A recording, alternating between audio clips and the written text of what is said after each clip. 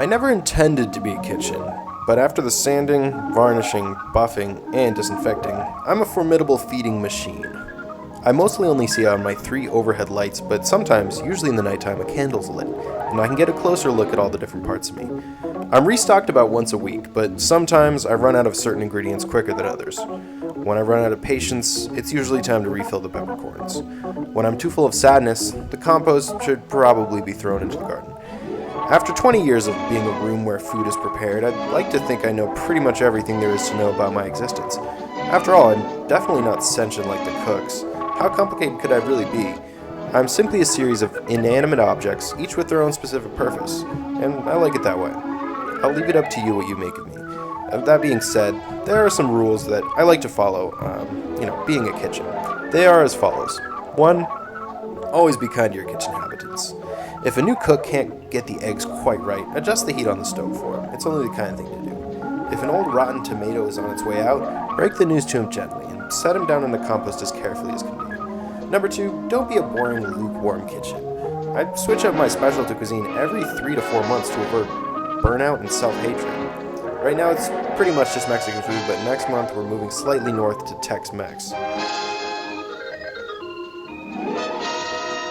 Number 3, don't serve critics. I don't make food for lonely people whose only passion in life is to quantify the worth of a work of art in a 10-point rating system.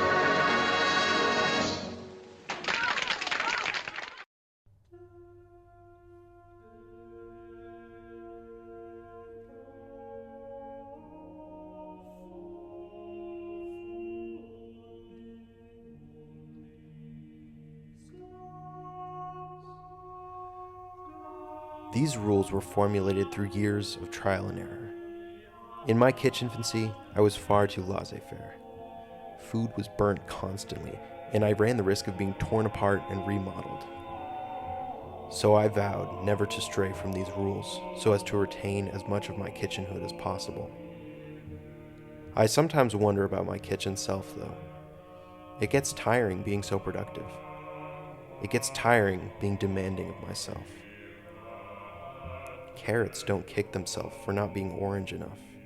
Cooks just take a swig of the rum whenever they feel down. The overhead lights always get a break at the end of the night. Not me.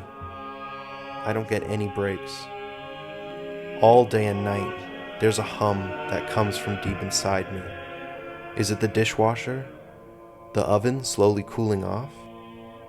Is it some random appliance that I forgot to turn off 5 years ago? I don't know. But I know that there's too much going on within me. What if I was another room? I've seen other kitchens who are connected to the dining room. That would be nice. Then people could just lounge around within my walls, not knowing I'm even there. Then I wouldn't have to work so hard to prove myself. They've begun to remodel the whole house. My worst fear is finally coming to life. I can now fully see into the next room over. She's a dining room. I've known about her for years, and we've always had mutual friends, but I've only caught glimpses of her until now. She has a beautiful carpet covering a beautiful aged wooden floor. On the walls hang several tasteful framed pieces of art. Large windows look down onto a busy street bustling with people. I've always been jealous of her, envious and spiteful. Why should she enjoy the fruits of my labor? I produce decadent feasts 3 times a day. She sits there and consumes. This has been eating me.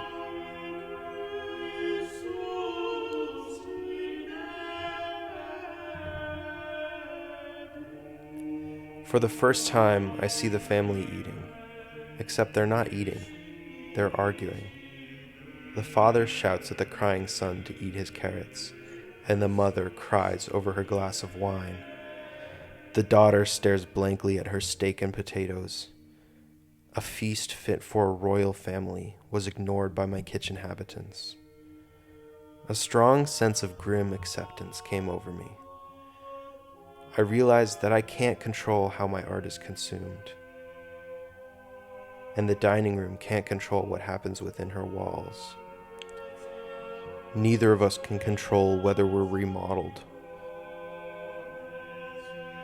No level of Michelin-grade cuisine can save me from my upgrading.